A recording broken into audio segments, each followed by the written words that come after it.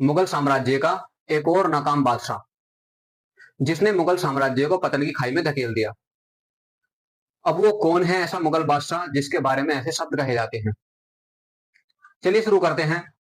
सबसे पहले यदि आप हमारे इस चैनल पर नए हैं तो चैनल को सब्सक्राइब जरूर करें और वीडियो को लाइक करें, दोस्तों में शेयर करें और कमेंट में अपनी राय जरूर दें कि आपको हमारी ये वीडियो कैसी लगी। चलिए शुरू करते हैं। सबसे पहले मेरा नाम है मोहम्मद इब्राहिम और स्वागत है आपका हमारे चैनल इब्राहिम। तो जिस तरीके से औरंगजेब की मृत्यु के बाद औरंगजेब का पुत्र बहादुर शाह प्रथम मुगल गद्दी पर आसीन हुआ, उसकी मृत्यु हो जाती है 27 फरवरी 1712 को। इसके बाद मुगल साम्राज्य में जब बहादुर शाह प्रथम की मृत्यु हो जाती है तब उसके 4 पुत्र होते हैं। बहादुर शाह प्रथम के 4 पुत्र, जहांदार शाह, रफीउस शान, अजीमुस शान और जहान शाह। इन चारों पुत्रों में कहा जाता है कि बहादुर शाह प्रथम की मृत्यु के बाद इन चारों में संघर्ष होता है मुगल गद्दी को लेकर, और कहा जाता है कि इन चारों में एक महीने तक, एक माह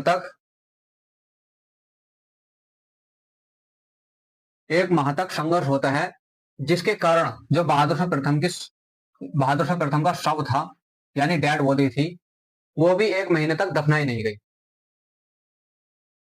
जब मुगल साम्राज्य में इस बात का पता लगा कि बहादुर शाह प्रथम के चारों पुत्रों में संघर्ष होने लगे हैं मुगल गद्दी को लेकर, तब इसी बात का फायदा उठाते हुए, यानी समय का फायदा उठाते हुए मुगल साम्राज्य में गुटबंदी शुरू हो जाती है, जिसमें मुगल साम्राज्य में 3 गुट बनते हैं।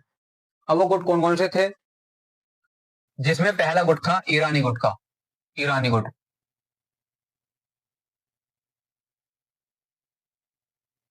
जिसके नेता थे जुल्फिकार खान।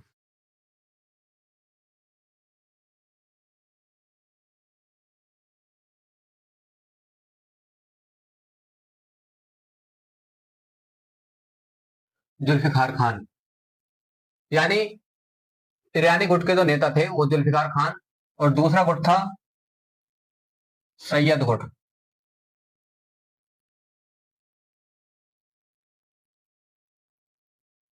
जिसे हिंदुस्तानी गुट भी कहा जाता है।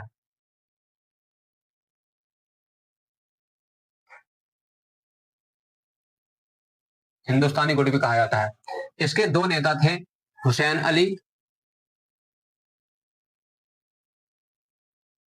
अली और दूसरे नेता थे अब्दुल्ला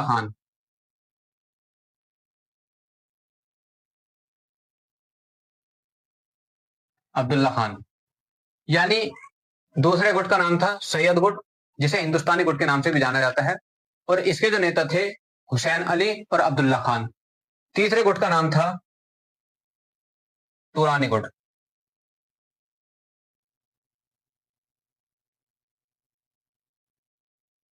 गुट। इसके नेता थे निजाम हैदराबाद। या निजामुल मुल्क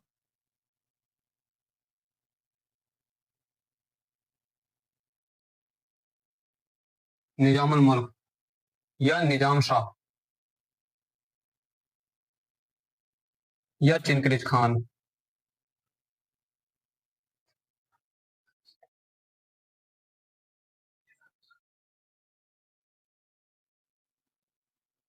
निजाम हैदराबाद या निजामुल मुल्क या चिनक्रिज खान या निजाम शाह, ये एक ही व्यक्ति था।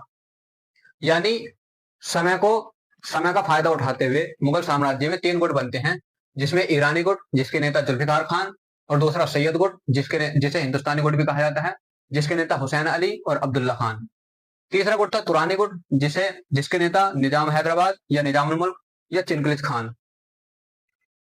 ये इतने पावरफुल थे, इनके बारे में कहा जाता है किंग मेकर, यानी राजा बनाने वाले।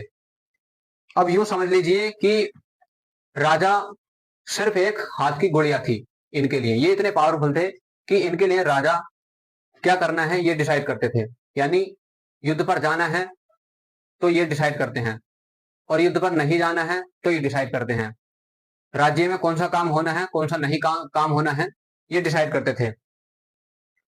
अब इसी चीज को देखते हुए जब बहादुर शाह प्रथम के बेटे का नाम था जहांदार शाह, जहांदार शाह ईरानी गुट के जो नेता थे जुल्फिकार खान, इनके सहायता से मुगल गद्दी पर आसीन हुआ।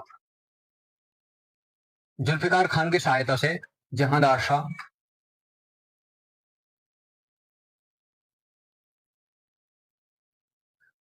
शाह मुगल गद्दी पर आसीन हुआ। और जब जुल्फिकार खान की सहायता से जहांदार शाह मुगल गद्दी पर आसीन हुआ तो जुल्फिकार खान को भी कुछ ना कुछ चाहिए ही था। उसने भी लालच में इसकी मदद की और बादशाह बनाने में उसकी सहायता की। तो जहांदार शाह ने जुल्फिकार खान को अपना वित्त मंत्री बनाया।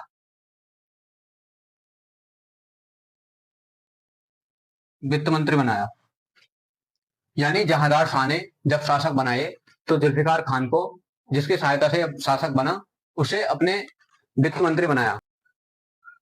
जब ये जहांदार शाह शासक बन जाता है तब जो औरंगजेब ने जयसिंह और अजीत सिंह की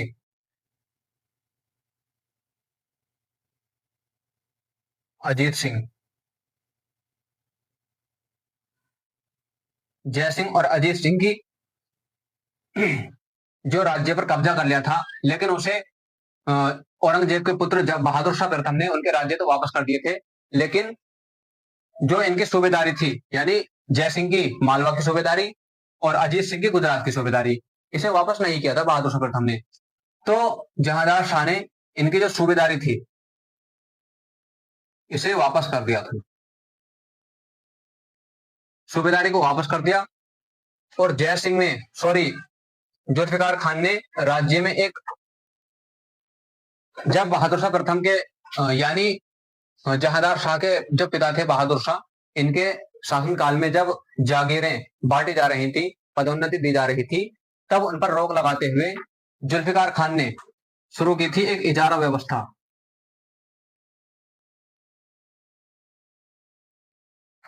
अब ये इजारा व्यवस्था क्या थी? इसमें भू राजस्व की नीलामी की जाती थी।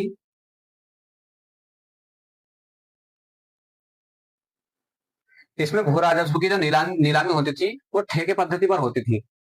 यानी एक एग्जांपल के तौर पर समझ लीजिए कि मान लीजिए जैसे आपके पास कोई जमीन है और वहां का कोई राजा है, वहां के राजा ने किसी एक जो पहले होते थे ठाकुर द्वारा ठाकुर होते थे या नेता टाइप के लोग होते थे, इन्हें ही राजा लोग उस गांव की व्यवस्था संभालने के लिए उन्हें जिम्मेदारी दिया करते थे। इसी तरह की वहां की शासन व्यवस्था को संभालने के लिए भू राजस्व की ठेके पर दी जाती है कि यहां से आपको इतना भू राजस्व कर राजस्व वसूलना है। तो वो जो वसूलने वाले अधिकारी थे वो जितना राजा कहता था उतना तो वसूलते ही थे, साथ ही साथ अपना हिस्सा जितना उन्हें मिल सकता था उसे भी वसूलते थे, जिससे लोगों पर करों का बोझ बढ़ने लगा था। तो इसने जब इजारा व्यवस्था शुरू की, यही इजारा व्यवस्था थी। कहा जाता है कि जो जहांदार शाह था यानी जो मुगल शासक था वो केवल 10 माह ही शासक रहा। ये केवल 10 माह तक शासक रहा। 1713 ईस्वी में इसकी मृत्यु हो जाती है और अगला शासक बनता है फर्रुखशियर।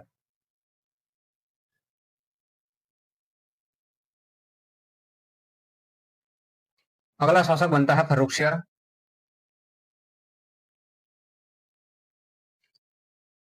अगला शासक बनता है फर्रुखशियर।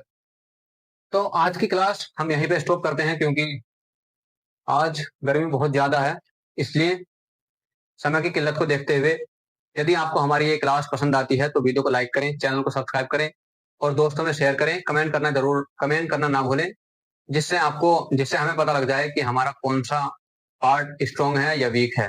Thank you. जय हिंद, जय भारत।